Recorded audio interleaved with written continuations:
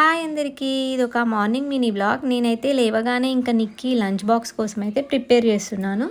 ఇంకా లేచి ఫస్ట్ అయితే రైస్ కడిగి పెట్టేసి ఇంకా కర్రీ కోసం అయితే క్యారెట్స్ కట్ చేసుకున్నాను. ఈరోజు క్యారెట్ ఫ్రై చేస్తున్నాను.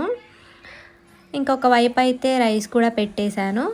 ఫస్ట్ అయితే తాలింపు గింజలు, ఆనియన్స్, పచ్చిమిర్చి వేసి ఇంకా క్యారెట్స్ వేసేసి కొంచెం సేపు ఆగిన తర్వాత ఎల్లిపాయలు అయితే దంచి వేస్తాను నేను, అప్పుడు ఫ్లేవర్ బాగుంటుంది.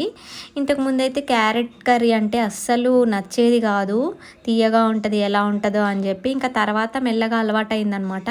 ఇప్పుడైతే మంచిగా తింటున్నాము. క్యారెట్ ఫ్రై బాగుంటుంది. కొంచెం సేపు వేగిన తర్వాత అయితే ఇందులో కొంచెం ఉప్పు కారం వేసేస్తే ఇంకా రెడీ అయిపోయినట్లే. మరీ డీప్ ఫ్రై చేసేస్తే అవి నల్లగా అయిపోయి టేస్ట్ బాగోదన్నమాట. ఇలా ఉంటే సరిపోతుంది. కర్రీ అయితే రెడీ అయిపోయింది. ఇంకా రైస్ కూడా అయింది. అంతే ఇంకా ఈ వీడియో. Bye bye.